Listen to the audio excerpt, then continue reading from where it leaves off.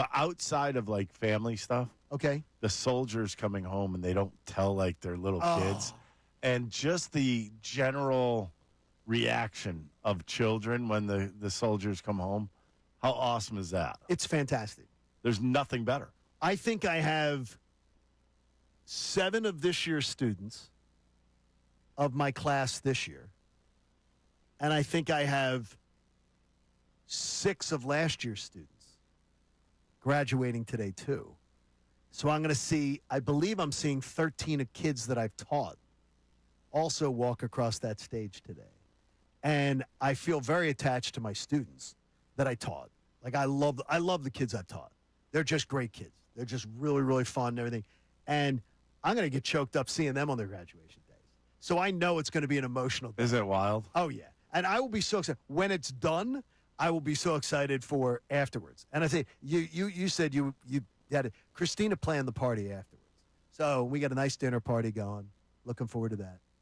Great spot. See, I could tell you got some. We're going to DePaul's. I could tell. You know DePaul's? I have.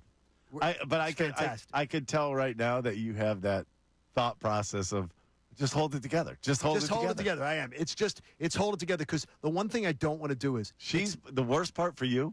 You're going to be standing up on the stage. Yes. With other professors. Right. And then she's going to be like fifth in line, and what's going to happen is your throat's going to go into your stomach. Well, then it's her, and then when her name's called, then I'm stepping down. I know. Going to meet her, and I just have to hold it together. And I've been warned to hold it together because the one thing is it's not going to happen. Well, the one thing is it's her day. It's not my day. It's her day. When my little brother graduated last year, I had to be strong and brave, and they call his name, and I'm like the big sister, really proud of Casey. I began hysterically crying. Like, to the point, John, we're at his graduation dinner, and I look at him, and I just begin bawling my eyes. Oh, jeez. I'm hoping not. It was bad.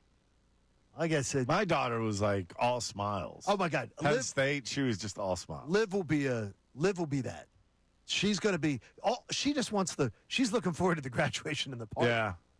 What I do remember, the Bryce Jordan Center was hot. It was hot in there, too. Boy. Like, they didn't turn the heat on yet. It was kind of cooler outside, but it was hot inside. It was nasty. I had a pre-graduation drink in my gown.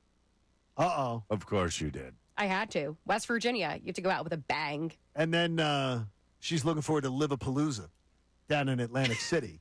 I don't know if Haley wanted to say that. Well, no, because that might end up somewhere. Yes. The discussion today brings us to another point, and a gentleman says here, he goes, John, have you not figured it out yet? It's a different Philly than you and I grew up in. He said, I'm older than you. I'm 64 years old. My son is 42. He said, I look at him sometimes, and I wonder if he's adopted. I know I raised him in Drexel Hill. He's a proud Bonner grad, just like his dad is, but I wonder, was he raised in the same household? Because he's soft as baby poop. Ooh. He'd say the same things about Dallas Goedert. All you've said are facts. He said, but he felt the same way. Oh, my gosh, what a relief, Dad. They re-signed Dallas Goedert. And I said, they never really lost anything when Dallas Goedert was out. He said, I don't understand why it's controversial to just say the truth that the Eagles were just fine whenever Dallas Goedert was out. And I think that he goes, I love my son. I'm being using hyperbole, but I do believe the fan base is completely different, much more fanboy, much less critical. And you played in front of Dad, the dad who just wrote that.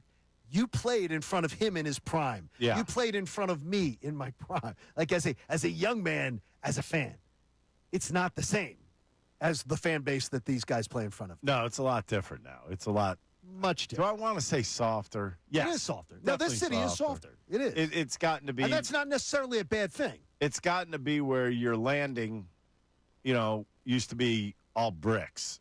Now your landing is a bunch of soft pillows. And the thing is that here's the thing.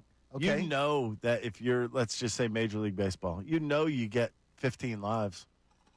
It's not like one shot and done. Which there were at times. They're making 50 times the money right now that I made, and you get 15 times the opportunity. The opportunity was not always there for at the first sign of failure, you're done. When I used to play, I think that was the worst thing that baseball was, is that it was cutthroat. You're done. I mean, it was almost hard to root for your teammates. Because you realized they could be taking money right out of They could be taking my job. Yes.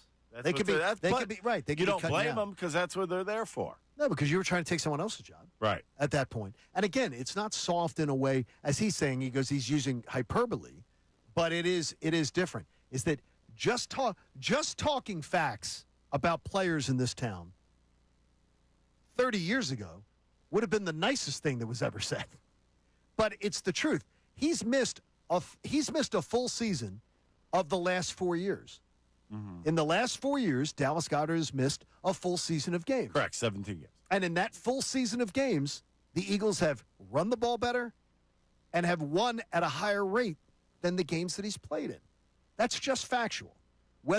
There's no sugarcoating the numbers. You can't sugarcoat a number. Yeah, I mean, it's not that anybody's trying to. This is the Garrett Stubbs thing. Like, vibes, in a baby. sense, Vibes, where baby. You don't have him on the team. That's why you're losing. What is wrong with you? Nobody cares about Number one, if you think there's one player on your team, if he's not there, you're going to lose. You got a problem. Now, I've only been in the clubhouse twice this year so far, so I haven't been down the clubhouse a lot this year.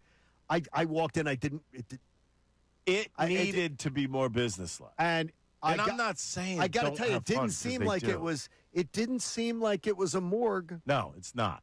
It didn't seem like anybody was sitting around going, "Man, we don't have Garrett." Where's the DJ at? That's DJ because you're AAA. 100% right, and it's not. And I've been in a lot of clubhouses over 30 years, 30-some years. I've been in a million clubhouses, like of all sports, and it doesn't seem like it's but the Phillies Clubhouse, I got to tell you, though, the Phillies Clubhouse doesn't seem like a bag of laughs. Like, it's not a team that has a bag of laughs clubhouse. It's not like they're not like a. I was in your clubhouse. Ours, and I was out of control. I was in the 93 clubhouse, and I've said it before. But they were kind of out of control back then. The 93 clubhouse was the worst clubhouse I've ever been in. They didn't want to talk to you guys. No, they were mean. John Kruk, he was one of them. John Kruk was awful. Yeah. John Kruk was he was an awful human being to us. Yeah. Dave Hollins was the worst, and now you introduced me. Dave's one of the nicest guys in the world. You introduced me at the Darren Dalton celebrity bartending event to Dave Hollins. Just said, "Hey, I'm working with John," and I reintroduced myself to Dave. Dave couldn't have been a better person. He's unbelievably different. No, I didn't recognize, and I told him so. Yeah, he's an amazing guy. It's like something flashed, and it's completely different. No, I think he's in a different mindset. Oh yeah, yes. But he's a fantastic person. Good for him, though. And he's a fantastic person. Yep. Hey, I'm going to put Haley and Ricky Bottalico to a test. Game on, Ricky.